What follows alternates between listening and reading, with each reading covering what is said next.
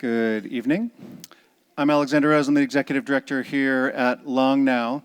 And over the last 10 years of this series, we've been lucky enough to have the Margaret and Will Hearst Foundation funding the media that goes out, the podcast and the video, which comes out at about 1.2 million people a year are viewing that. So it's one of our largest outputs of kind of Long Now content. As many of you may know, we have a new venue, not too new anymore. How many of you have been to the Interval? Nice, awesome. So we've been filming talks there now for actually 3 years, I think this month, because we started doing some of the talks before we even opened to the public, starting with, I think, Adam Rogers. But we've had talks like Neil Stevenson, Rachel Sussman, Adam Rogers, amazing speakers, Kim Stanley Robinson. We've filmed all of them, but we haven't had funding to do the editing until recently, when the Elks Family Foundation was able to put forth some money so that we can start editing. We've got, I think we'll be putting up about 14 to 16 of those with the new Interval website very shortly, and the clips from some of the highlights of those have been going up starting over the weekend, actually, and will be going up over the next few weeks. So look out for those, and also look out for the new website. And then hopefully over time we'll be actually editing and putting up all of the Interval content as well. So hopefully you can enjoy that. With that, I'll give you Stuart.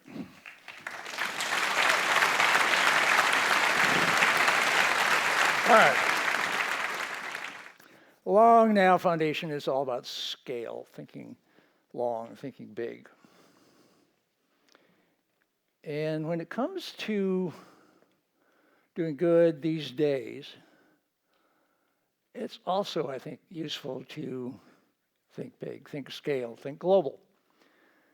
But the Long Now is also kind of engineering based, and we're into geekery. And I'd say the world's leading do-good geek is here to speak, Bjorn Lomborg.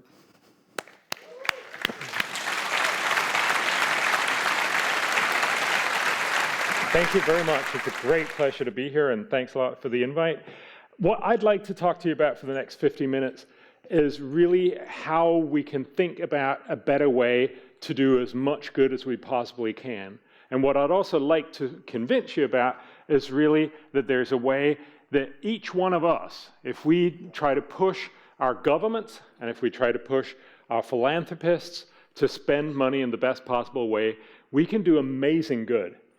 We can actually, and I'll try and show you that, but we can actually do more good than Bill Gates. And this is, obviously not because you suddenly have, $60 billion in your bank account, but it's because we can actually make sure that we can leverage that much money that's being spent out there and do so much more good. So that's really what I want to talk about here today. So let's just get started. I'm going to tell you about everything we can do in the world. And so just in 50 minutes, I hope you appreciate. I'm going to go a little fast on a lot of these different things, but you can definitely go on our website and see all the intricacies. And I'm going to try and give you sort of the gist of why this is as it is. And then hopefully we'll also have some good conversation afterwards when we talk about the question. So look, there are lots of challenges in the world, but the amazing thing is there's also lots of good solutions. But the real question is, how do we pick? Well, unfortunately, very often, how do we get attention to a problem? Well, typically we get attention if they're cute animals, or if there are lots of crying babies, or if they're groups with great PR. And surely that's sometimes the right way to prioritize, but it's not the right way in general. We shouldn't just do something because it has cute animals or crying babies or great PR. Some of the most important things are the boring problems. This is where the geek comes in. So really, how should you prioritize? Well, you should certainly scrutinize the options carefully, right? You have to remember to read the fine print. Right? I gave this talk in another place. Admittedly, they were a little drunk, and he was like, "Yay!" the first reaction. But the reality is, in order to prioritize, you need a menu. with prices and sizes. And that's what we try to provide. Imagine if you see this. Cool. You can create your own pizza for $9.99. That sounds like a nice deal. But imagine if you had this sort of menu, but you had no prices. Unless you're in a good expense account, that would make you a little uncomfortable to order that create your own pizza, right? You have no idea whether it's going to cost 99 cents or whether it's going to cost $1,000, right? And you have no idea of size either. You have no idea whether you're going to get a very, very tiny pizza, right? Or that pizza is going to serve your entire party and then some.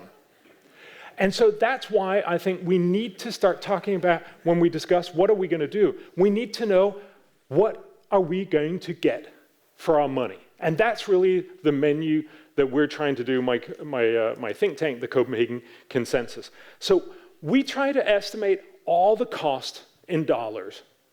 Those are typically just economic, but every once in a while there'll also be social and environmental costs, and we try to accumulate all of them and express them in dollars. Likewise, then we try to estimate all the benefits in dollars. That's a little more controversial, but we try to both get the social and the environmental and the economic benefits. I'll get a little bit into how we do this. There's a whole branch of economics that try to do this, and suffice it to say that we work with some of the best economists in the world. We try to get it right. Of course, that doesn't mean we get it right, but at least the benefit of trying to do this is then suddenly you know what the benefit-cost ratio is. You know how much it's going to cost in terms of dollars. You know how much good it's going to do in terms of dollars, although there's both environmental and social and economic benefits in there. And so you know how much bang are you getting for each buck you're spending. That's the crucial bit, because then suddenly you can start comparing it across all different areas, and that's what we do. So I just came back from Haiti. We're doing a project where we're prioritizing for the government of Haiti together with the Canadian Development Agency to try to look at what are all the smart things you can do in Haiti and say, where can you get the most good? One of the issues that they pointed out was this. There's a lack of urban sanitation. This is a terrible picture. Right? That girl should not be wading through that sort of dirt, right? That is surely not good for her and for everyone else that lives there. This is the kind of picture that makes you want to donate to this and say, I want to help her. I want to help all the people that are around her. I want to send money to the organization that does this in Haiti. Let me try and give you a sense of how we would think about this problem of urban sanitation in Haiti. We would try to look at the costs. So there's a number of costs. The cost is, first of all, to buy a pit latrine. It's one of the cheapest ways that you can get basic sanitation. The pit latrine per person will last 15 years, and it costs almost $44. Then you also need to empty this. That costs every 4.5 years, and that costs $33. If you assume a discount rate, and that's basically just how much is the interest rate that you have to pay on this, that works out as an annualized cost about $9. So every year you have to pay $9 to get this pit latrine per person per year. But surely there's a lot of good things here. There's 3.7 million people that are without sanitation in urban areas in Haiti, and that means that overall in Haiti, 3,132 persons die from diarrhea. Surely we can do something about that. So there are lots of benefits. The first one is that we have fewer deaths. But we're not going to avoid all of the 3,132 deaths. First of all, we're only looking at this in urban areas. But also, when you install a pit latrine, it doesn't mean that all the fecal matter goes away. It only means that there's less fecal matter in the drinking water that you have. So you have less diarrhea, but you have not no diarrhea. You have less death, but not no deaths. We estimate that there's going to be 254 fewer deaths per year by this investment. But divided out over 3.7 million people, that means on average, every year, you don't lose 9 hours of your life. And if you translate that, and typically the translation is 3 times GDP per capita, that turns into a benefit of $2.58. That sounds cruel, but suddenly you have a sense of order of magnitude. And if we've done our sums right, you get a sense of how much Are we actually helping this girl and everyone else? But of course, this is not the only thing. We also avoid disease, so we avoid the unpleasantness of being sick. There's on average 5.7 days that you sit on the can every year in Haiti, and you avoid some of that. You also avoid some healthcare savings. You avoid some healthcare costs, so that's healthcare savings. You also have productivity gain, because when you're not on the bathroom, when you're not sick, you can go and work. And also you get some productivity benefits in the sense that you have to go, you don't have to travel as far in order to be able to go to the bathroom. And then finally, you have some educational benefits. If you're a kid, you can actually go to school instead. And you also have some very tiny environmental benefits. So basically, that's about getting the fecal matter out into the field and use it as fertilizer. That reduces nitrogen leakage, and it increases yields. Overall, that sums up to about $6.88. So we're the annoying guys that say, yes, this is a beautiful picture, but you also need to remember that the cost is about $9. The benefit, if you include everything, is about $7, and that's why we estimate that every time you spend $1 on this, if you do it well, you will do 77 cents of good. That does not feel good. That does not make us feel good. But that was my entire point, to say, this is not about the pretty pictures. It's about making sure that we do the right thing. I'll get back to this at the very end, but let's just remember this. So we're trying to find all the smart things, and there's a lot of smart things to do in Haiti. And that's why we possibly shouldn't be persuaded by the picture that makes us want to spend the money where the best picture is. So the research that I'm going to show you stems from our attempt of looking at what are the smartest targets for the world, 2016, 2030. So the UN wanted to replace its Millennium Development Goals back from from 1999, which covered the first 15 years of the century. They were very, very simple, pretty smart. They simply said, reduce poverty, reduce hunger, get all kids in school, reduce child deaths, reduce maternal deaths, and get everyone water and sanitation. I've just said that's the whole thing, right there. But the problem was that the UN then wanted to say, we should redo that for 2016, 2030.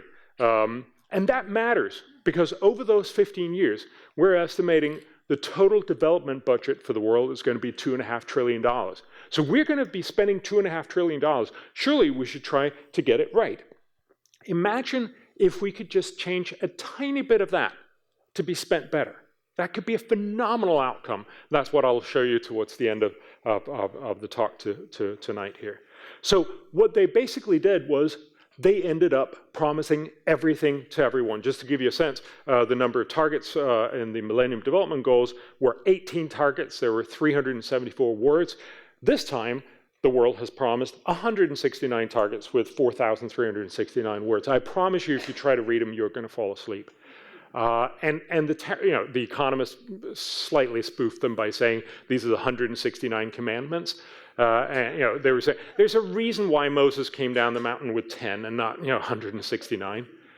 And that's important, because it tells us promising everything to everyone all the time, everywhere, is not a real promise. It's just simply, it makes us feel good. It's the kind of thing that sounds nice. But if it's not actually going to do the most good, I'm not sure we're doing the best thing we can. So we tried to get all of our research out to everyone. This is the East African. We wrote about all the smart things you can do everywhere. This was an introductory article. Then we wrote about air pollution. Then we wrote about biodiversity. Then we wrote about climate change. This is just because it's in alphabetical order. It wasn't actually conflict and violence and so on.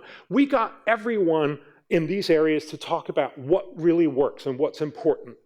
But likewise, we presented a lot of evidence, and again, you can go to our website and see all these. This is just on all the things you can do in health, and this is all the things that you can do, for instance, in conflict and violence, and illicit financial flows, and education, and science and technology. There's many, many more studies.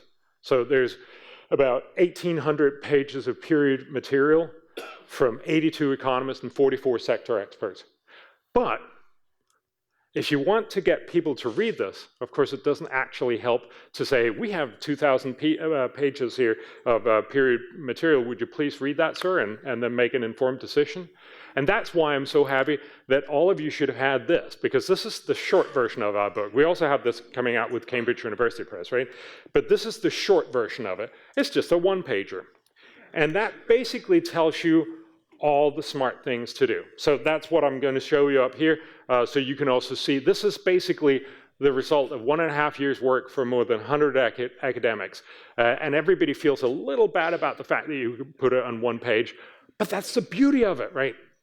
What you see here is all the interventions, and then you basically see how much bang for the buck do you get. The longer the line, the better.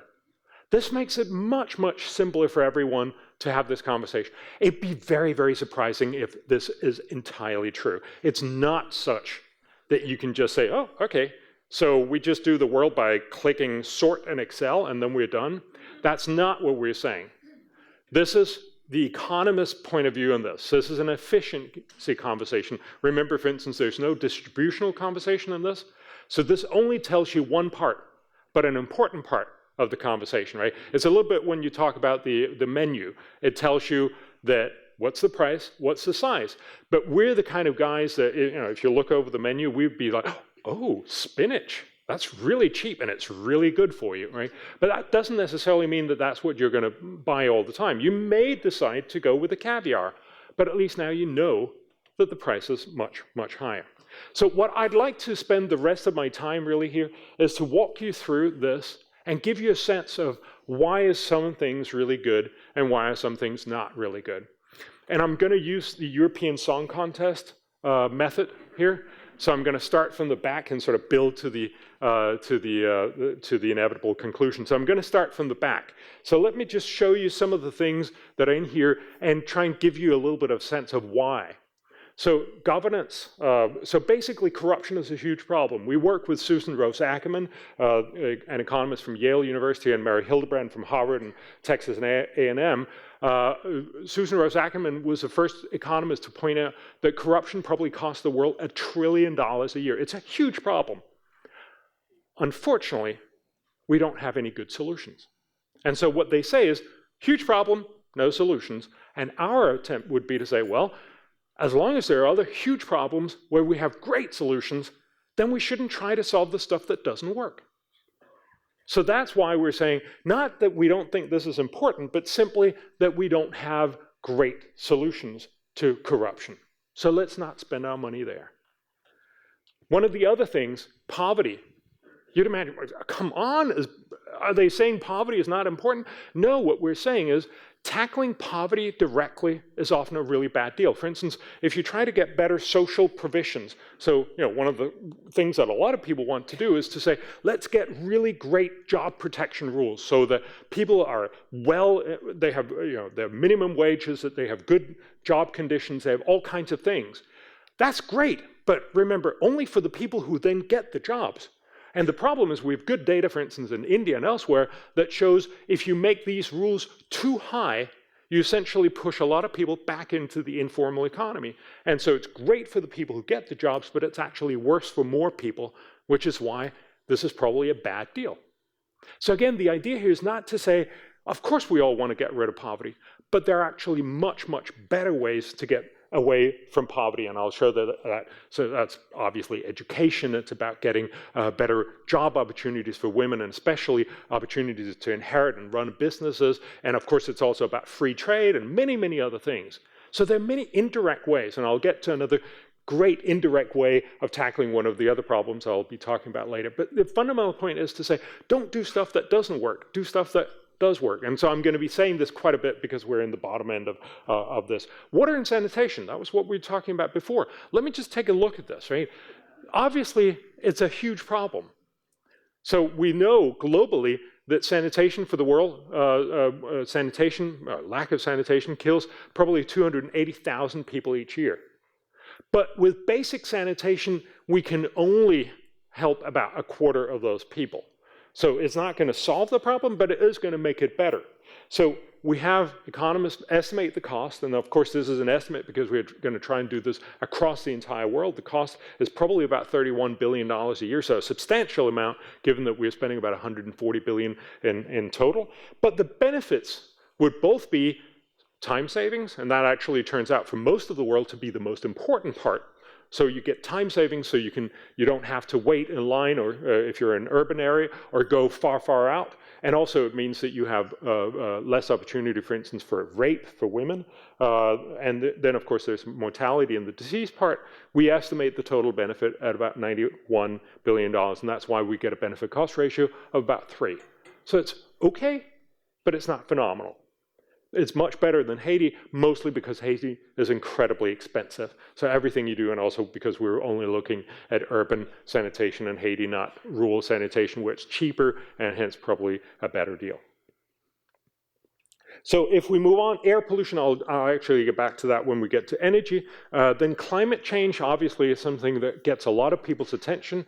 So let me just give a brief sense of why is there both a pretty bad idea and a pretty good idea. So if you look at climate, the 2-degree target, our economists set that as a bad idea. That's not because they're saying it's a bad idea to try to do something about global warming, but it's that the 2-degree target, which actually is not really well founded. It's just simply, there's been some research that indicates where does that come from. It probably comes from a research result from the 1980s about a specific species of plant, how well it could handle temperature rises on a sea lake. But who knows? The point is that they say the cost of achieving the 2-degree target is about $1,000 billion, or about 1,000 trillion. But if you had a target of just 3 degrees instead, you'd cut off the really dangerous part, but you wouldn't cut as much off, so you would have some damages, but it would also be much, much cheaper. So the cost would only be about 40% of $40 trillion. Yet the benefit of going all the way to 2 degrees is only a tiny bit more. So you'll avoid about $100 billion in damages around the end of the century. So you'd essentially be paying $60 trillion now, these are in discounted dollars, in order to avoid a fairly small amount of extra damage by the end of the century. That's a bad deal. That's why they're saying, well, we should probably go for something like 3 degrees. They're not committing to a 3-degree target. They were basically trying to tell the UN, don't do the 2-degree target, maybe say 2.5 or 3 or 3.2 or whatever that number is, but that's a much, much harder conversation to have, but don't just say 2. The other bit, green energy research and development, a phenomenal idea. This is what Bill Gates and many others are pushing for. Our research shows that basically there's a dramatic underinvestment in green energy R&D right now. We have been languishing compared to healthcare and many, many others. If we invested about $100 billion a year, that's a 6-fold increase of what the world is spending now. The cost across the century, because you have to ramp it up, would be about $1,600 billion discounted back till today. But the avoided climate damage and the avoided policy cost would actually be in the order of $18 trillion, and that's why we find every dollar spent would do $11 of good. So again, the point here is simply to say it's not like there's good and bad policy areas. There are good and bad policies. And so one of them, the 2-degree target, is probably a bad idea. The dramatically ramp up green energy R&D is probably a great target. And that's why we have the very small one, the red one, and the very long one. So that's really where I want to go. Let me just move on to energy, and then we'll also get back to the air pollution. As you can see, there's anything from really bad ones to pretty good ones up there. So let me just, again, go through them. If you take a look at what are some of the things you can do, the UN is very gung-ho on getting more renewable energy. So the target was, at the time we did this, they've actually just made it substantially increase. But at the time we did this, they said the target was double renewable energy. That sounds great. And yes, there are lots of benefits. We actually estimate the benefits per year would be in the order of $415 billion. That's not primarily for what you think, namely that it's climate benefits, though there are some climate benefits. The vast amount of benefits come from the fact that a lot of poor people have very little energy access, so getting more energy access is a really, really good idea. The problem is that doing this over the next 15 years is going to be extraordinarily costly. And so we estimate the total cost is going to be about $514 billion. Spending $500 billion on doing $400 billion worth of good is not a particularly good idea. Yes, it does do some good, but you're basically only doing 80 cents back on the dollar. If you look at some of the other things, double energy efficiency, we know from Europe and many other places, this is a pretty good idea. The costs are substantial, but the benefits are even more substantial. The benefit-cost ratio is about 3. Universal energy access, obviously this would be an amazing thing, but also remember, this would be extraordinarily costly. So, basically take up the entire development budget of the world just to achieve that. But again, we're not saying that we should do all of that, but we're simply making the sense. But the benefit would also be extraordinarily high, and so the benefit-cost ratio would be 7. So this is really just a way of getting our sense of what works and what doesn't. Let me just show you 2 more things. Indoor air pollution is one of those incredibly boring things that most people have never heard of. It just happens to be the world's deadliest environmental problem. When you ask people what's the most deadly problem, they'll typically say water and sanitation or global warming or something like that, but it's actually an order of magnitude off.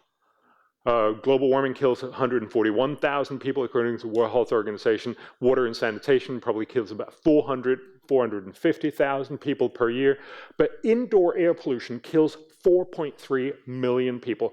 It's one of the deadliest killers in the world. Why? That's because almost 3 billion people, so almost half this world's population, cook and keep warm with dirty fuels, typically wood, cardboard, dung, whatever they can get their hands on.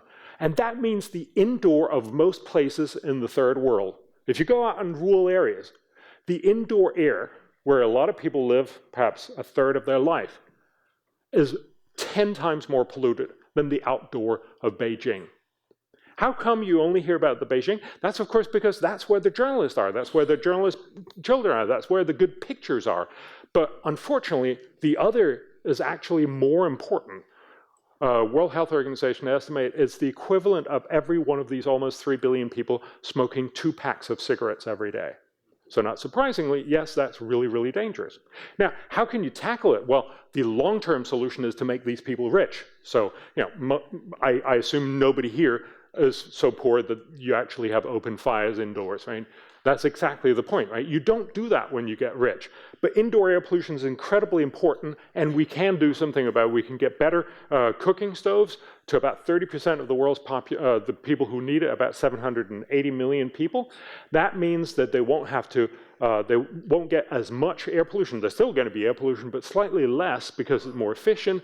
They don't have to spend as much money on wood, or they don't have to spend as much time collecting the wood, and they can also actually cook faster because it's a more concentrated heating source. So we estimate the cost is about $11 billion a year, but the benefit is about $161 billion, so the benefit-cost ratio is 15. And also get rid of fossil fuel subsidies. They're just stupid. In Venezuela, for instance, they pay. I mean, there's a lot of things that are not right in Venezuela, but they subsidize gasoline at 92%. I'm not actually sure what it's like. These numbers are a year old, and who knows? But 92%. That of course means it's incredibly cheap to get gasoline, but it's sold as a subsidy for poor people, but of course it's not. It's mostly a subsidy to rich people because you have to have a car in order to enjoy it, or to really enjoy it. And so it's a subsidy to have people drive too much and pollute too much and congest too much. So it's a very, very good thing to get rid of. It costs 20% of Venezuela's government expenditure. And of course, those could be spent much, much better on healthcare or education or something else. So that was a big thing on energy. Let me just talk a little bit about some of these others, and then I want to move on to some of the top ones. Conflict and violence, we didn't do a particularly good job on how do you tackle conflict and violence. We have some good estimates, but it's actually something where there's a lot of research lacking. But we did do some studies that showed, and we did the first cost study on violence against women and children, and they're amazing, astounding, and very, very depressing. With UN numbers, we estimate every year 309 million women are beat by their domestic partner so bad that it would be a criminal act in the US. We estimate the total cost of that is $4.3 trillion, so about 5% of global GDP. That's a huge problem, again, one that's very, very overlooked. And 5% of GDP is the equivalent loss of how 309 million women have to suffer every year. Also, every month, not every year, every month, 280 million children are being severely beaten by their parents. So much beaten that it would be a criminal offense in the US. That's a terrible outcome. And that's incomprehensible, really. So the point here is, again, to remember that if we could do something about that, actually, I should just tell you that out of these 280 million kids that are being beaten every month, a quarter of them, the person that are beating them only stops when the implement with which they beat them breaks. So, and we estimate that costs $3.6 trillion for the world. So there's a huge problem here, and a problem that we haven't really seen. So let me just take you through this. So if you look, now we were talking about conflict and violence. Infrastructure is right above.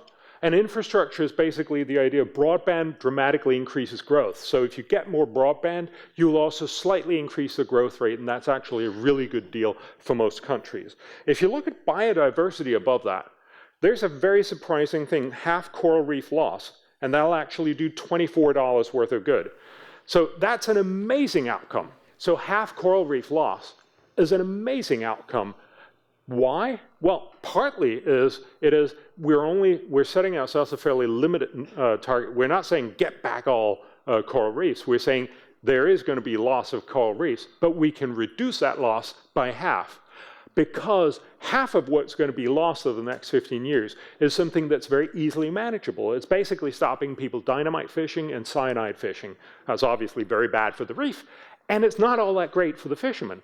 But if you do that, not only will you get biodiversity benefits, but you'll also get benefits in some other ways. You'll get benefits in the sense that if you have a healthy reef, they produce more fish, and that means that you get more fisheries. That's great for fishermen all across the world. So that's really, really useful. And then you also get more tourism. So when you add up all those benefits, you not only get more biodiversity, you get more fish, so that's food for kids, and you also get more tourism, so that's higher income. All of that added up, because it's also very cheap, you do $24 worth of good. Santos, the president of Colombia, is very enthusiastic about this whole process, and he's mentioned this a bunch of times when they started making new marine resources. So, again, it's something that's being used in real policy. If you take a look at education, we find typically, and a little depressingly, right, because I am assuming almost everyone in here are really well educated, so we all tend to believe that the answer to anything has to be more education, right? But the reality is that it's really hard typically to convert money into better educational outcomes. It's very easy to waste it, but it's really hard to actually do it well. And that's why we find typically that most educational impacts are not all that great. But one stands out, and that's preschool in sub-Saharan Africa. There's almost no preschool. There's only about 20% preschool. We're talking about tripling that to about 60%. That would be a phenomenal impact. Why is that so much better? Well, partly, preschool is much cheaper. You can have cheaper teachers. You can have more kids in the class. And then you also get a longer time frame on which it works on these kids. So you can actually have more years of benefit that comes in. And what happens when you get preschool is very often that you end up with generating a lifelong yearning to learn, so that these kids later on in their lives will take 1 or 2 years more than they otherwise would have done, and hence become much more productive. But I want to talk about food right after, because that's actually a surprising solution to the educational issue. Why is that? Well, nutrition is obviously crucially important in many ways. But there's another way that this turns out to be much, much more important. We know that if you get good nutrition to small kids, 0 to 2-year-olds, that means that their brains develop more, so that when they go to school, they learn more. And so the theory was, when they come out, they'll be more productive. That's how economists evaluate the benefit of education. But now we actually know, because there's an amazing study that was done in Guatemala. It started back in the 1960s. So in the 1960s, some researchers went down to Guatemala. They found two small rural villages and fed the kids there well. Then they found 2 other small rural villages nearby, and you can kind of hear where this is going, right? they fed the kids really badly. This is the 60s, you could get away with that, right? They gave them sugar water. But the amazing thing is our researchers have now gone down and refound those kids. They're now in their late 30s, early 40s. They refound about 2,000 kids that were well-fed and about 1,500 that weren't. Amazing difference on almost all accounts. And this is pretty much a controlled experiment, right? They have better lives, they have better marriages, they have fewer kids. If they're women, there are fewer miscarriages. But crucially, the theory that we had was that they'd be better able to go to school. And that was indeed what happened. They had longer school, they'd learned more during each one of those years. And if they had avoided becoming stunted, which is the best way of indicating that you're malnourished, if they avoided being stunted, they had on average 60% higher wages. Phenomenal change. Of course, this goes on. They'll now bring up their own kids better and hence make sure that they are better fed, they are better schooled, and start this virtuous circle. So what we find is, instead of, when you talk about education, people typically say, there's a school and there's the teacher. And you think, what can you do about the school? It turns out you can do very little. Indonesia, in the 1990s, doubled the number of schools in a decade, doubled them. And the difference was, the outcome was that they increased attendance by 1 percentage point. So yes, I mean, a lot of kids now don't have to walk as far to their school, that's probably good, but it was really, really tiny. Most of the impacts that we do in schools turn out to be very useless. Likewise, if you spend money on teachers, it turns out to be really, really hard to get teachers to teach better by just giving more money. But we often forget that there's a third component, right? The student.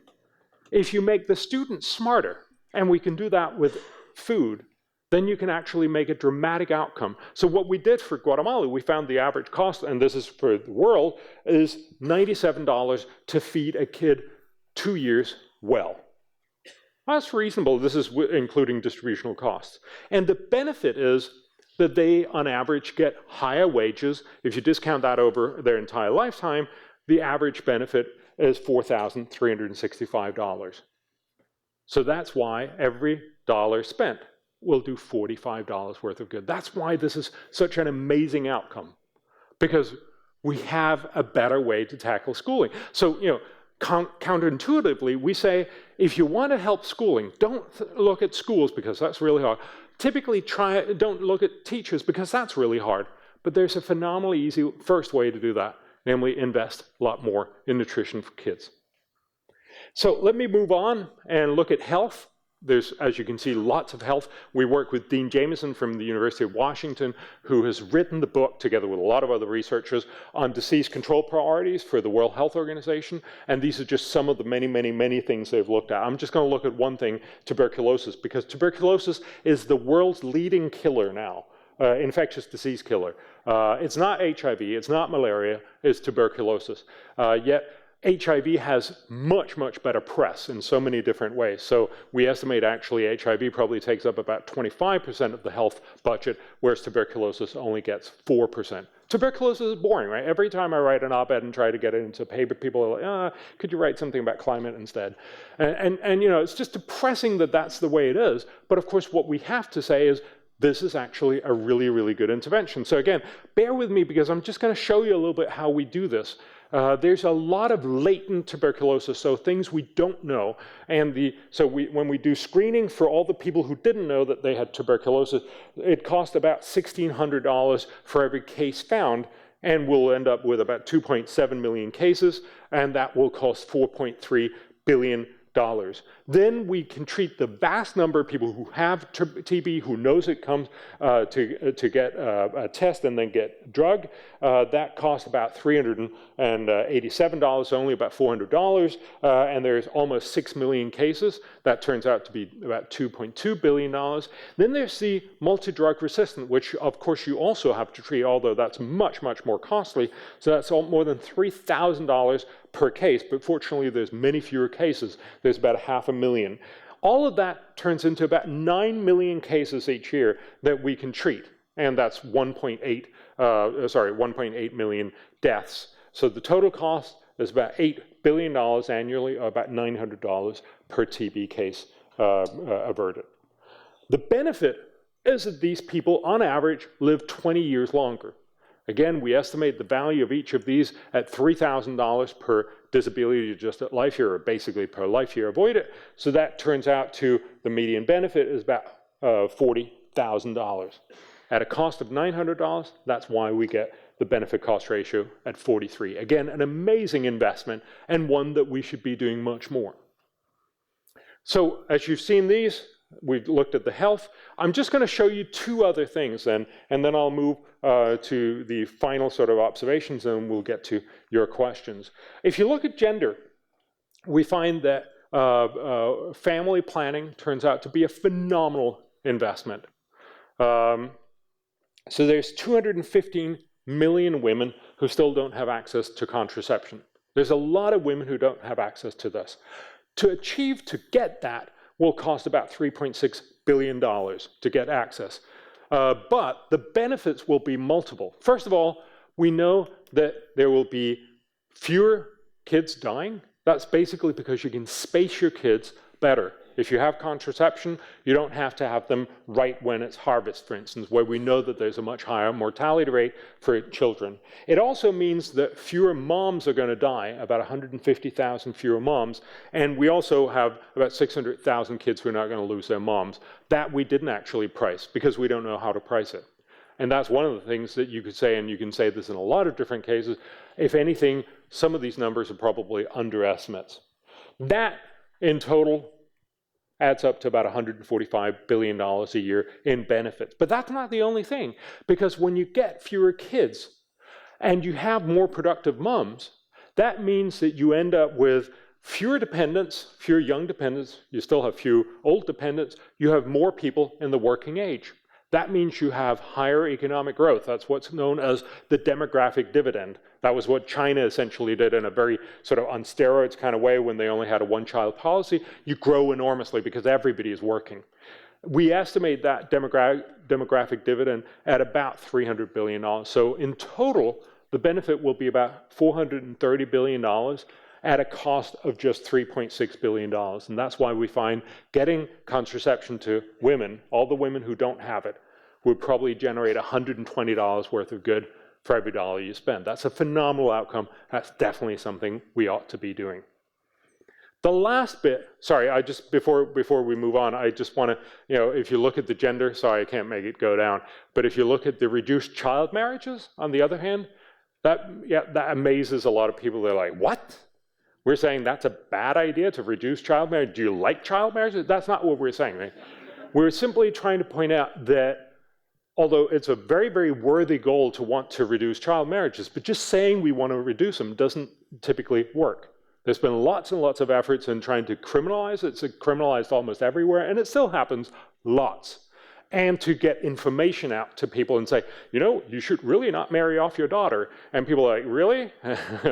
they know the social customs much better. It's not about trying to stop that directly. It's about the indirect route. So getting better education for women, getting better opportunities for women to work and to inherit and to participate also politically, so that it's a lot of indirect ways that will make it more worthwhile for these kids, and especially for these women, to be able to stay in school instead of getting married. But the direct route, just simply trying to work on reducing child marriages, almost invariably fails. And that's why we end up saying that that's a bad deal. The last bit I just want to talk about is trade. So trade, a successful Doha, turns out to be a phenomenally good investment. Again, what we find is if you look at what's the cost of the Doha round, well, most people have forgotten we were trying to negotiate a Doha round, but if you run the models, the cost of doing this, well, it's hard to say. It's not just the bureaucrats. It's clearly something else that's making a lot of people not wanting to have this free trade deal. We've estimated that at the cost of keeping the Western farmers happy, because they have typically and historically been the ones that have been trying to avoid having a free trade round succeed. So basically paying off more Western farmers with more money, so $250 billion. But the benefits are phenomenal. Not only if you do the standard static models from the World Bank, we find that the benefit, that's basically the benefit from you can produce something and I can produce something else, and if we trade, we get a little richer because we're both better off because you're better at doing one thing and I'm better at doing something else. That's the static benefit. That's about $150 billion. But there's also a dynamic benefit, and we've seen it in almost all countries. If you start opening up your trade, you get more competition, you get more skills, you get more ability. You don't have to reinvent the wheel all the time. So overall, you end up having a higher growth rate. And if you incorporate that, the global models from the World Bank indicate that we would get on the order, over the next 15 years, on the order of $500,000 billion richer. We thought, being the nerds we thought this was just a really cool number to show the journalists. It turns out that that's just too many zeros. So they had no idea what we were saying. It was just sort of glazed over. So we tried to say $11 trillion. That worked a little better per year in 2030. Even better and even clearer, this means on average, the average person in the developing world in 2030 will be $1,000 richer. That's an amazing outcome, and that, of course, means we'll lift out a lot of people. We estimate about 160 million people will be lifted out of poverty extra from where we're already expecting that there'll be fewer people in poverty in 2030, but we'll lift another 160 million people out of poverty. And that's why we say, if you spend $250 billion, but you get $500,000 billion back, you've done $2,000 back in the dollar. That's a really good deal. Again, it's unclear if, could you go out and get that deal? No, probably not, because it's a little bit like building a bridge. It doesn't help you build half of it, right? You really need to get all the way. But if we could get our world leaders to think about that, and I realize you guys have a problem with that right now, but making this point would make it easier, right? And that's really what this is about. That's why we do these. That's why we do this overview, right? We basically try to make this easy for people to see where can you do a lot of good and where can't you. This is not the same thing as saying pick the spinach and pick the spinach every time, right? But it's about getting people to move up, to do more of the really smart stuff. So let me just show you what we found for the United Nations, for the SDGs, the Sustainable Development Goals. This is sort of our money graph, but it takes a little bit of showing, so I'm just going to walk you through it. There was 169 targets. So if we did all 169, and remember, this is a back of the envelope, and I don't think there's any other way to do it.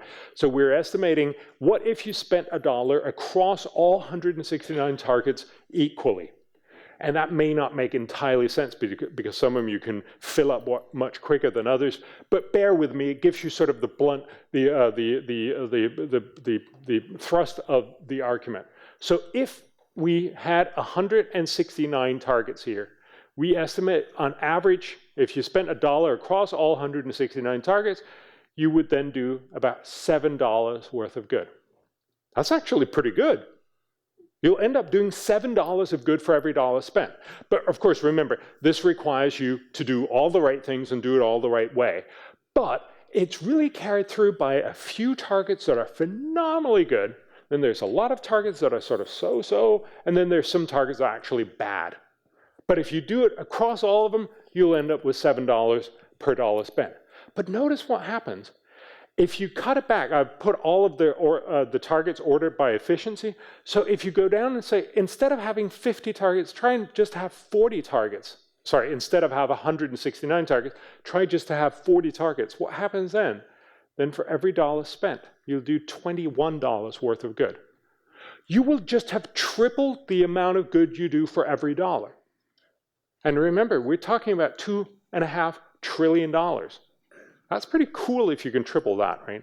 What we actually ended up saying was, no, you should just do 19 specific targets. And you can go on our websites to look at what those are. But it's basically the most effective ones that we've been going through. If you did that, we estimate every dollar spent would do $32 worth of good. You'd more than quadruple the benefit of what the world would be doing. So again, let me just put this in context. If we're going to be spending $2.5 trillion per year, over the next 15 years, we estimate the $7 back on the dollar, this will do $17.5 trillion of good. That's great. Thank you, world. You really helped.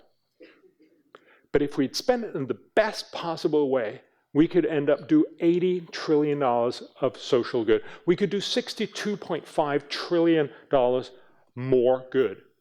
And that's where, I mean, you and us, all of us can try to make our policy leaders spend the money such that we could do much, much more good than even Bill Gates would do. Every year the world spends about $200 billion to do good. That's about 135 from public spending and about 65 from philanthropy spending, so about $200 billion. This might do, at $7 again, $1.4 trillion worth of good. If we did it smartest, we could do $6.4 trillion worth of good. We could have done $5 trillion better every year. But the real crux here is to say that's not going to happen, right? We're not magically suddenly going to make everyone rational. There's all kinds of reasons why we do the wrong thing. That picture of the girl from Haiti, you remember? That's one of them, and there's many, many, many reasons. But by making this argument, by having this conversation, by showing this evidence, that there are some places where you can just do a little good, and there are some places where you can do amazing amounts of good, we can push people a little bit. We can give tailwind to all the good ideas, and we can give headwind to the bad ones, right? So I'm simply making the very simple argument of saying, if we could change just 1% of the spending that the world do, both from USAID and from all the others in the other countries, and from all the philanthropists from Bill Gates and onwards, if we could change that just 1% from being just sort of mediocre to being amazing, we could do $50 billion of social good each and every year. And that's the real power of this argument. That's what I'm hoping, and that's what all of the people that I work with is hoping. So please bring this along and discuss it with all your friends. And I showed this to Mike Bloomberg at one point, and he was like, "Oh yeah, I went through it with my pencil and wrote all the stuff that we spend our money on." And I sent it back to my research department to ask them why we aren't spending more in the long lines. And I was like,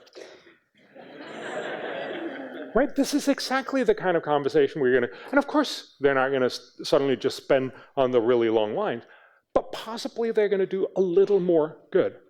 So when you see this picture, remember that yes, I want to give money to her, but we have to remember that she's not the only one we're trying to help. We're not just trying to help the ones that got photographed. And we're not just trying to help her in the way that she's being photographed. So yes, if we prioritize, we may actually end up in a situation where she might not get clean water first.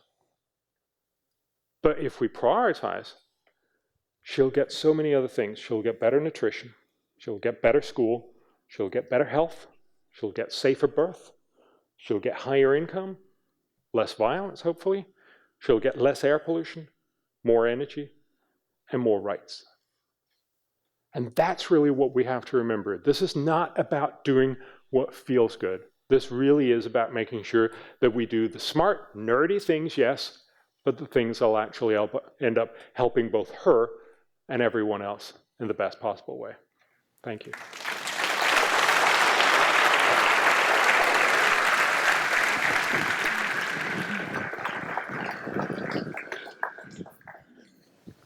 All right. Poor Xander, a lot of great questions coming in. He's sifting through a lot of them. So we'll start with the one which has come up in many different forms, which is what's the discount rate you're working on for all of this, playing out these costs and benefits over time? So we work with two discount rates, a low and a high. So we work with 3% and 5%. And you can see all of the material on the website. When I show you this, I'm basically showing you the median of it, so it's like 4%. We should also just remember this is very much a first world discount rate. When we went to Bangladesh, which is where we'd done our first project, they were like, what, 3%, 5%? And they ended up wanting 10%. Now we're doing the study in Haiti, and they were like, 10%?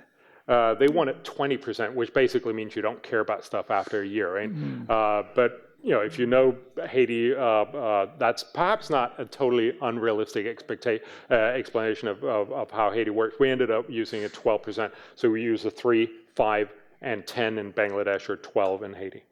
How does this affect some of the question includes this, some of the really longer term issues like climate change, which really plays out over many decades, whereas many of the things you're looking at are pretty immediate problems with immediate solutions? Yes. So it's very clear that this would shift, the higher the discount rate. So basically, for the people who don't know what discount rate is, it's basically a way to prioritize how you, to weigh how you prioritize the present versus the future. So if you have a high discount rate, you mostly care about the present. If you have a low discount rate, you more care about the future and less about the current issues. So what we do is we do both the 3 and the 5%. I think there are very few people that would argue you should have something substantially under 3%. And likewise, there's very many actually that would argue you should have something above 5. Most finance ministries have 7% or even 9 or 8%. So if anything, we're skewed slightly to the lower end. So in that sense, we're probably, if anything, overestimating the benefit-cost ratio of climate. You need to go down to like 1% or something to, for instance, make some of those, the current sort of proposals that we're doing in climate work out. I wonder how the 10,000-year time frame works out. Yes. I guess 0% is the only number that you can sort of work with. That is entirely right. But then, economists would tend to say, and I think that has some validity, that if you have a discount rate of 0% or very close to 0, that basically means you only care about the future. And so, if you look, they did some studies, for instance, on Nicholas Stern did a review on the economics of climate, where he used a 0.1%, and that turns into meaning that you need to spend 97.5% of your income for the future. That basically means I'm just going to eat porridge and I'm going to leave everything for the future. The problem with that argument is two things. Partly that's what the next generation is going to do too, right? So that's a lot of porridge and a lot of money for the future when they're going to be much, much better off. But the second thing is we don't act that way. Most countries, most people spend about 15% on the future, which is much more equivalent to 5 or even higher. And that means basically most of us, by our actions, show that we say we care a little bit about the future, but not all that much. Also, when you look at solution space, as technology gets better and various other things, communications get better, cell phones get distributed and so on, presumably the costs of solutions as you guess at them now will probably keep coming down. Is that your experience? You've been looking at this for how long now? For 12 years. That would probably be true, but I don't think it's a totally general position. The other thing I'd say is also, and obviously, as you might imagine, we're trying to square the circle between a lot of different disciplines, and they all work on slightly different approaches. So we try to standardize as much as we can. We have the same value of life, the same discount rate, the same growth expectancies, and all these different things. But honestly, they each leave out different things, and we try to get them to qualitatively assess how much that is. But one big thing that they leave out is when we talk to climate people and education people, because they are the ones that are used to having long discount rates. If you invest in education, you really only get the benefit in 20, 30, 40, 50 years. So they know this.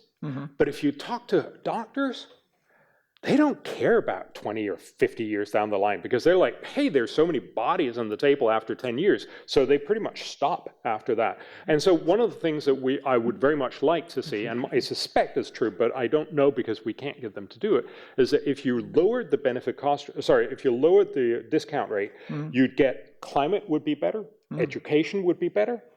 But chances are that tuberculosis and everything else would also be better, because suddenly you get many, many more people not dying, and hence you would make sure that they would be richer so that they would not have their kids dying. And so you get these dramatic generational effects that we're totally missing right now because the doctors are like cutting it off after 10 years. There you go. Well, you are pointing out that you're sort of generalizing ferociously, and you need to in order to get these comparative numbers. And yet, as I gather, you've done work now, you're doing work currently in Haiti and have done work recently in Bangladesh. Can you spell out a little bit about what you were telling me earlier, work in Haiti means. What have you actually been doing there? Yeah. So when you do this globally, I think it's intellectually interesting. What's the world's biggest issues? Where should we be focusing our money? But everybody, when we present it to them, they're like, I don't live in the world. And yes, you do. But in some ways, we always feel like, well, that might be true because somewhere else. So if you show this in India, they say, oh, that's China. Or if you show it in China, they say, oh, that's Latin America or something else. So in some sense, doing this in individual nations is much, much more relevant for these nations. So in Haiti, we're working with everyone, so from government to civil society to academics and to the NGOs. And we ask them in all these different areas, what are the important issues in Haiti?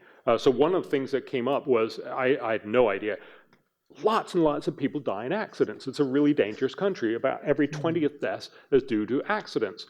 And so the Haitians want to have an ambulance service. There's almost no ambulances, so they want a national ambulance service. So our economists did that, and they looked at it. Yes, it's very expensive to get so many ambulances that you can get out everywhere in Haiti, but it's also really good because you'll actually start saving people's lives. So we estimated that getting ambulances everywhere would probably do $3 back in the dollar. That's pretty good. But then we also looked at what happens if you only do this in urban areas? Because it's really hard to get all these ambulances out in rural areas.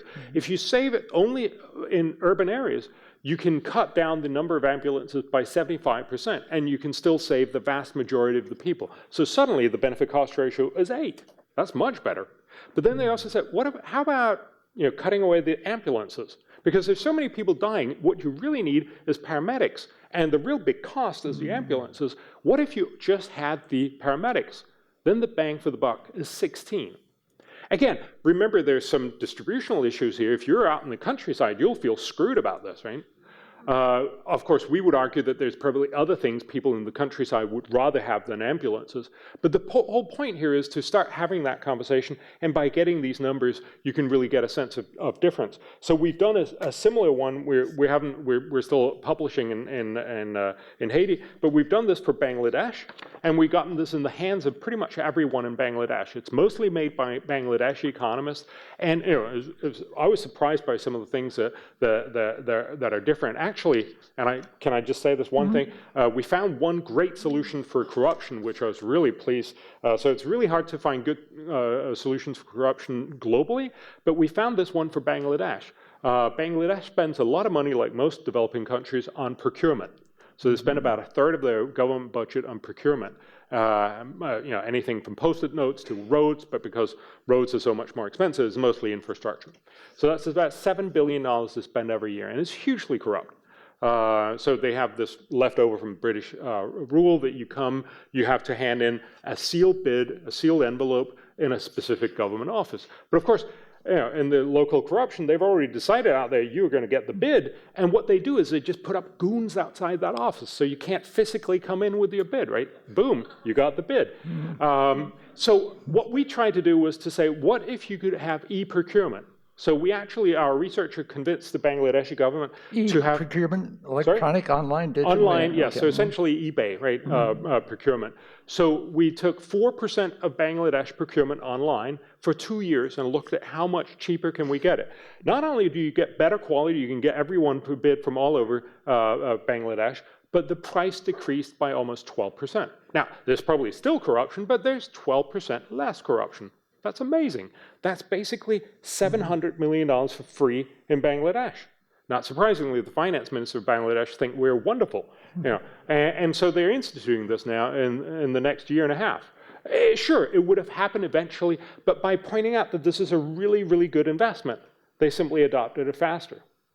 So in a sense, you've now had the experience of comparing differences in Bangladesh and in Haiti. What kind of things sort of turn out as significant differences in those quite different places? I think they're both developing world. Yes. They're both famously, desperate, and yet they're different. Yes. I think the big difference is that people have different conversations about what are their solutions. So we find very clearly, vaccines or immunization, nutrition, so free trade, energy is good. Some of these other things, they're always good. But then, in Bangladesh, you want to talk about ready-made garment. That's where they've made most of their money. They want to talk about, what do we do about child marriages? Some of these other things that are very big in Bangladesh. There were also some things they didn't want to talk about. For instance, tuberculosis. Every 11th death in Bangladesh is due to tuberculosis. Every 11th death. Yet most of the elite believe that they had fixed it. Because they have a great healthcare system, so if you get into the healthcare system, you get diagnosed, you get treated, and you survive. But a lot of people don't go into the healthcare system because there's a lot of stigma, and you lose your income for about a year because you're sick. And so, most people that are poor will, when they start coughing, they'll just hope it goes away, which it does, but because you die.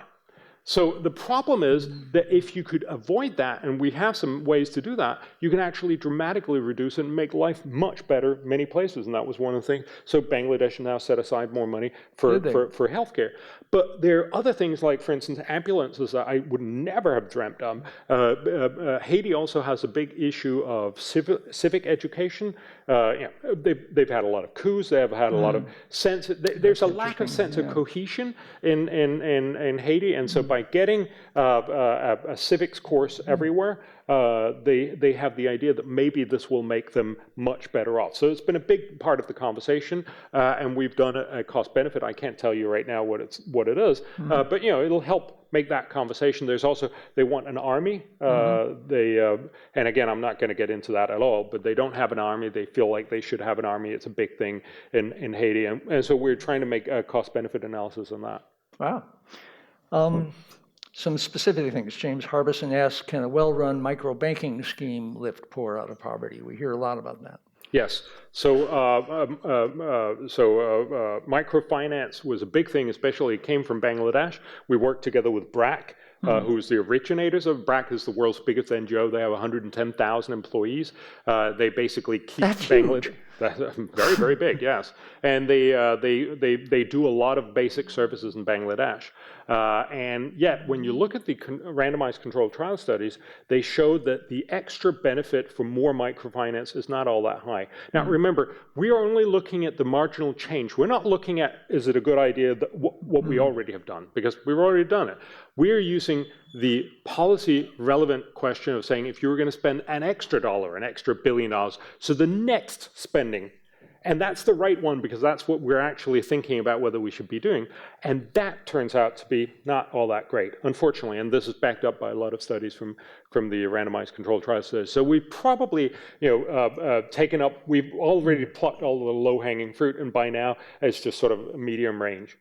So there's things going on in the developing world like urbanization. Is urbanization sort of turn up in your research as something to slow down, to encourage, to just prepare for, or what? Yeah, we looked at it. The UN was also looking at it. It's really, really hard to both say. There's not that much great research on it, and certainly what most of them say is that there's very, very little you can do about it. It's very hard.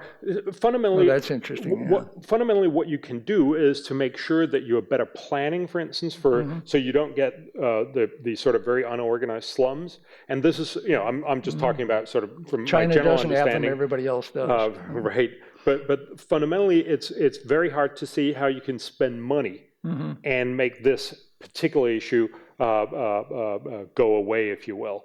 Obviously, some of the things that we're advocating for instance, high productivity in the agricultural sector, which would be great for a country, would actually make urbanization worse because you'd have fewer people wanting to work in agriculture.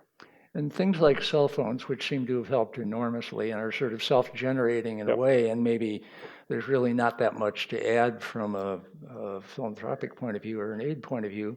But is that the kind of thing that's worth supporting or so we did some studies. There's one I loved, the idea of text messages for farmers, where you being told now the weather is good to plant this kind of product. What is it called? This crop. Thank you. And some of those kinds of and now is a good time to harvest and all that stuff. Turns out to not be very good. It's not terrible, but it's like $1.25 or something.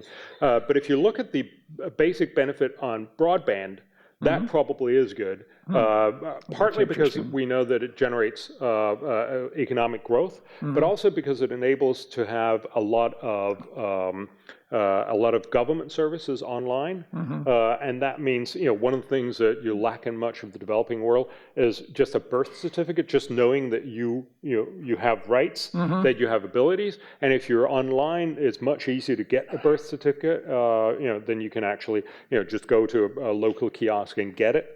Instead of you having to go to a regional center and wait in 3 days, that kind of thing. So is this related to the question of like having an ID so that you can get bank loans and things like that? Yes, yeah. And then it sounded like in Bangladesh there was issues of where the property lines are and who actually owns stuff. Right.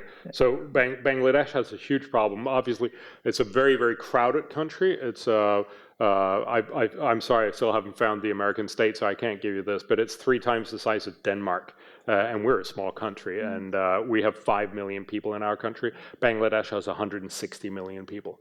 So as you might imagine, they're very, very tightly packed. They're the most populated, densely populated country in the world, apart from city-states like Singapore and stuff. So land is at a premium. They have this old system back from the English where they write up carefully all the land deeds in 5 different books. So if one burns, you still have the other 4. But the problem, of course, is that's back from the time of the British. Since then, that's diverged. So now, you know, these 5 books tell 5 very different stories. We don't quite know, but people estimate that there's probably about 10 times as much land in the books as in Bangladesh, which is not a good outcome. That basically means if you're rich, you can afford to send people to all 5 books and get your deed right. But if you're not, you have no idea whether you really own the land. And so you don't really dare to try to find out, because there's a good chance you're going to find out I didn't own it. And so you underinvest in your land, and you have a harder time using it as collateral for loans. And you think that can get sorted out with a good, basically online database and plenty of bandwidth, and they get this there? Is a smart guy. Yes, that was what the economists looked at. They said, you know, basically we should digitize this. When you digitize it, there's going to be a lot of court cases because everybody's going to realize they didn't own what they thought. But afterwards, you're going to get much higher growth. Not much high growth, but somewhat better growth. And so we actually find that this is a really good investment. And again, the finance minister, it was obvious to do the e-procurement because that's just more money for very, very little input. But this actually sustained a whole class of people who are probably getting a lot of small bribes from everyone. So this is going to be very, very controversial. But he actually said he was going to get rid of it in 2 years, so digitize the whole thing in 2 years. Now, there's a lot of pronouncements. It doesn't mean it's going to happen. But again, it's very likely that it's going to happen more. And again, that's simply because you can suddenly see, and because you have that conversation, hey, this is a smart thing to do. Do you get, you know, when one country like Bangladesh does something like that and gets things sorted out, are the other developing countries paying attention to things that work like that? Or is it probably way too little, but I don't know. I don't know the right answer to that. My sense is, you know, again, we've tried to make this stories elsewhere, and there's been some interest, but I think, you know, in that way, you know, in the idea space, we probably have to reinvent the wheel all the time, over and over again. Yeah, it's done locally then. You mentioned that it's hard to go at poverty directly. So Alex Whistler asking you to say something about the experiment in Africa of just paying everybody in the village with money to see what happens. Yeah, that's a very, very popular thing. And again, I would say it's a little bit like this. It's not a picture, but it feels right to a lot of people, especially here in the in Silicon Valley kind of thing. There's a lot of people who are very enthusiastic about it. Unfortunately, if you look at the randomized controlled trial studies, it doesn't actually do very much good. So, you know, not surprisingly, the value of $1 is about $1. So you know, when you give $1 away, hey, these guys got $1.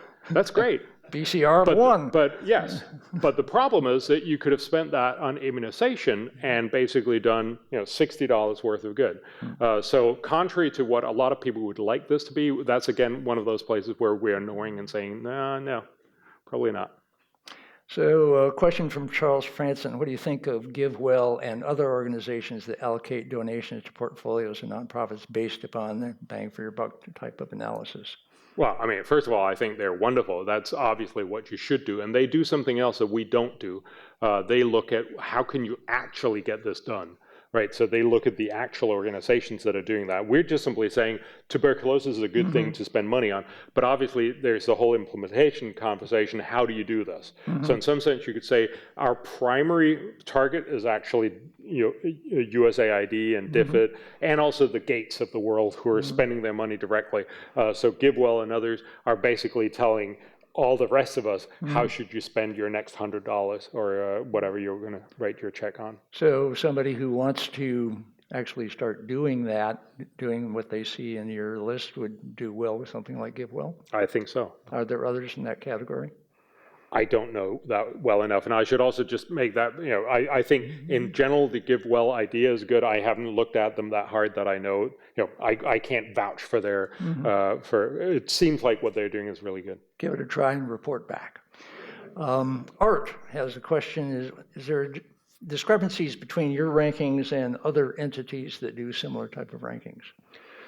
Who's your competition, and how good are they? You would imagine that there were other people doing this, right? But the honest answer is, I don't know of anyone else.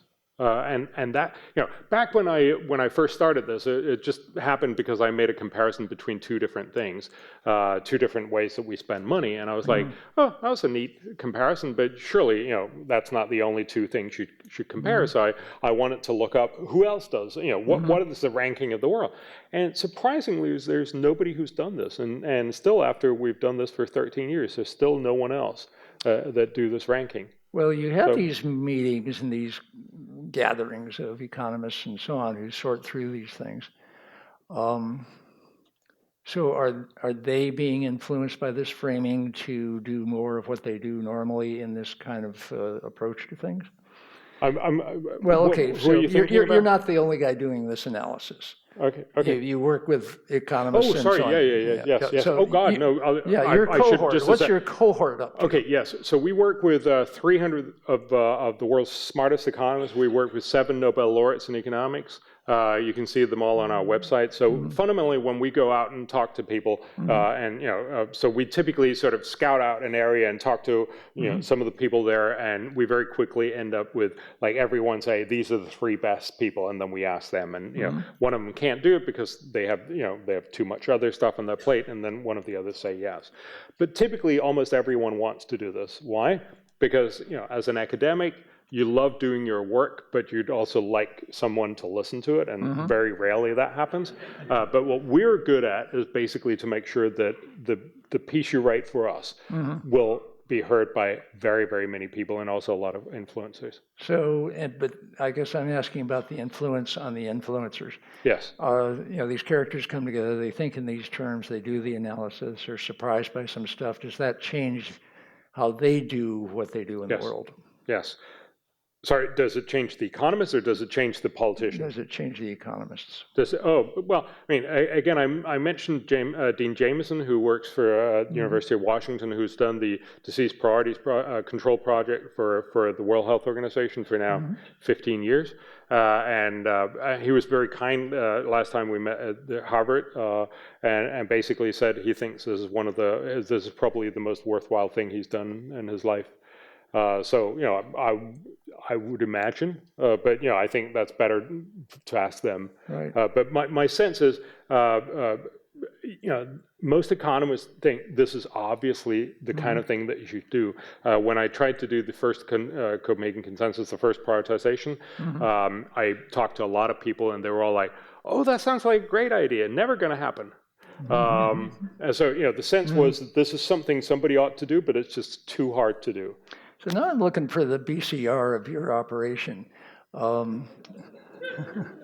What kind of funding are you working with? Where is it coming from? Yep. And then how does it get out to the world? So obviously we've also done that for ourselves. So I'm really, wow, you ask all the right questions. So fundamentally, we get our funding. We used to get our funding from the Danish government, and now we get it from typically from organizations. So the Bangladesh was funded almost exclusively by the CNA Foundation. You probably don't know them. They're cheap clothing retailers in Europe, a little bit like H&M. Yeah, no, I shouldn't say anything more. So how much was their... But they basically get a lot of their clothing sewn in Bangladesh. They spend, as I understand, about $50 million in Bangladesh every year, and they felt like they would like some better direction for where they would be spending their money. But the good thing about this, and now I sound like a commercial, but it is, just for 30 seconds, right?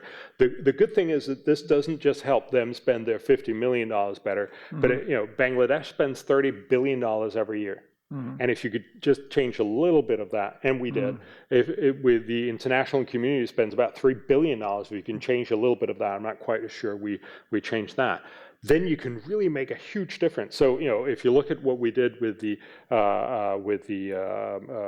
e-procurement in Bangladesh, just that, and if you just assume that we put a few years forward, we basically estimate that our project cost $2.5 million in total for that whole project. So that was the cost. That was the cost, and the benefit is in several billions of dollars for Bangladesh just for that one thing, and we estimate that there's probably a lot more things. So that's a very, very lowball estimate. So $1,000 back in the dollar or more. Okay, and BCR up 1,000. Way to go. Yep. And so, heading toward winding up here, a good finishing question, I think, is Brian Schulman asked, what are the tangible benefits of your work so far? And this is looking across the board, the assessments of development goals, the notable partnerships, large allocations from donors, the kind of thing that you just mentioned in Bangladesh. What are you seeing 12 years on doing this stuff? What's happening in the world as a result of it? Well, clearly Trump isn't taking the advice, right? I mean, the two top things is free trade and America first, hey, and contraception for women, but again, there's a lot of other things that happen beside us. We're a small academic outfit. I doubt that we're suddenly and magically going to change the whole world. I think two things that we've taken away from Bloomberg said a nice thing. Oh God, yes. This economist said a nice thing. I'm still looking forward to see him change all his priorities, but we'll see about that. But you praise the Gates Foundation. Do they praise you? I think so. Okay. Yeah. I mean, they certainly work with us. So, but fundamentally, I think we've learned two things. One is that I was very sort of enthusiastic about the global thing because I think that intellectually makes a lot of sense for me. But I think increasingly I recognize that it may sort of help set the overall tone of what we worry about and focus on. Again, remember indoor air pollution, most people just never think about that. And by stressing that, I think you can sort of help pull people out a little bit of our sort of normal everyday experience of what matters and what doesn't. But fundamentally, most people live in individual nations. So, I'm increasingly, we're still going to do the global one every 4 years or so. So, every Olympic year. But the rest of the years, we actually want to do this for individual countries. So we started with Bangladesh, and now we're doing Haiti. We'll be concluding that in 1.5 months. So stand by. And then we're moving to India. So Tata Trust and the Gates Foundation is funding first 2 states. So Mr. Ratan Tata is very enthusiastic about this. He wants to do it for all 29 states and the federal level in India. And I think that would be a phenomenal opportunity. Imagine actually affecting the world's biggest democracy and having an opportunity to help make better decisions for 1.25 billion people. But I also really want to move to first world.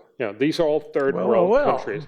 And so I've for a long time had a dream of doing this first in the US, but I think that's probably wrong, right? Because this, in some ways, you just have such a hyper partisan conversation that if we tried to do this, for instance, for the US, it would just get drowned out. If anyone dared to say this is good, then the other side would sort of automatically say that's bad.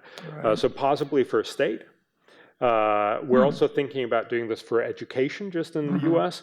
A lot of philanthropists are spending money on education. Imagine taking sort of 40 top ideas that people are talking about for education, and then say, if you're going to spend an extra dollar, more likely an extra $1 billion in this, what does the evidence show that will do a benefit? So you basically get the bang for the buck. This list, but just for education, just for the US.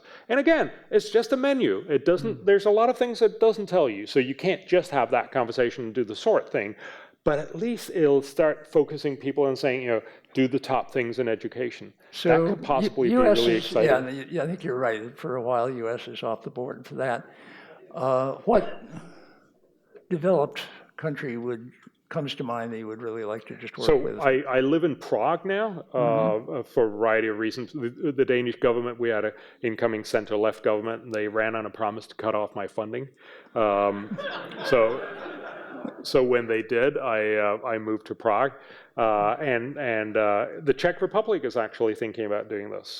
So that could be one. I think, you know, honestly, I think all countries could, you know, I would love to see all countries in the world do this. It would be fun to take a really socialist country and do this, and a really non-socialist country, you can probably think of a good one, not us, that you know, compare and contrast who can make better value of this kind of analysis of their situation. Yeah, I would tend to think, I mean, first of all, I think if you tried to do that, that'd be intellectually interesting, but the two countries would just care about what we found in their respective countries. Right. And also, I think most countries will just want to take, you know, there'll be some things that will end up taking up, and there'll be a lot of things that they'll just leave on the plate. One other thing I found, you know, we've worked a lot on getting this into newspapers, because at the end of the day, and if any of you are academics, you know the sense, you know, there's a lot of incredibly interesting stuff that gets written and never read, and in some way that's just, you know, terrible. But you know, if it's not read, if it's not adopted by a lot of people, it kind of didn't exist. So in Bangladesh, we wrote up all of this research for Bangladesh in the biggest English-speaking, which is 250,000 copies, and the biggest Bangla-speaking, which is 10 million people. You know, everything in Bangladesh is big. But the amazing thing is, this got everyone talking, because then, you know, there's an article about how do you do education in Bangladesh. If you're from Bangladesh, it's incredibly interesting. If you're not, it's probably not, right? But the point is, you want to read this. And then there's, what can we do about infrastructure, and how much will that cost, how much good will it do? It's incredibly interesting. So we ended up writing 24 articles in each one of those areas, and a lot of other articles and other papers. We got everyone talking about this. Everyone who's anything in Bangladesh has one of these, or at least they have gotten one. But I think I've seen quite a number of them who still haven't, because you know, if you're advocating one of these long lines, you'll constantly be saying that, and then sort of, you know, it catches on, because then next time you want to do something of these, you're like, you know, they're going to ask you, why do you want to do that? Yeah. So you know, you start having this conversation that is slightly more rational, and that was my sort of end point. You also end up with a situation where journalists will now start asking this very, very simple question. Whenever a politician opens his mouth, you'll say, I'm sorry, sir, how much will that cost, and how much good will it do? And that'd be cool, right? Imagine if we had that conversation more generally. So you're looking at countries. These are countries that have diasporas. You're going to work in India. Yes. India has this huge diaspora of people who've done very well all over the world, have money, they go back, many do. Does that bear relation to how you would look at these developing countries that have, in a sense, a developed diaspora? That's a good question. I haven't thought of it, but I'll definitely bring it along. Yeah. It would be interesting sort of to include that in the way in the economic analysis. What those folks who went out and did well, they were based on probably some education and some other opportunities that, you know, made happen. They didn't cough themselves to death in bad fire inside the indoor pollution situation, and so that must be part of the multipliers. But it's a loop, and figuring out how that loop plays would be fun to do. No, that's a very good point. I would tend to say, and this is one of the things that we do that's, I think, crucial, that this cannot be, you know, some white guy that comes in and tells, you know, Bangladesh or Haiti how they should do this. So that's why we work with everyone in Haiti or in Bangladesh. We have them do all the right things to focus on, and neither in Bangladesh nor in Haiti did diaspora come up. But that's probably because that I could very well be because there's a blind spot in those countries. You kind of don't think about all those people because they left and they should have stayed here. I don't know, but there's another angle, which is that people in the country think about the country in a certain way, as you saw in Haiti and in Bangladesh. People who grew up in the country and have left, but still have a very strong feeling for the country, think about the country in another way, probably a little closer to the way you think about it as a whole, and how it bears relation to the rest of the world. So we're funded by Canada in Haiti. So the Canadian Development Agency, the Global Affairs Canada, sort of unofficially say that they've spent $1 billion in Haiti, and they're not quite sure what they got for that. So that's why they're really frustrated about, and they want to do better in Haiti. But we've heard, I have no idea whether this is true, but it seems to be the case that Trudeau is actually really interested in this project, and that's because he has a lot of diaspora in his local constituents in Montreal. Well, free trade in a world of immigrants. There's lots of stuff going on here. Absolutely. Thank you for doing this. Hey, thank you very much. Thank you.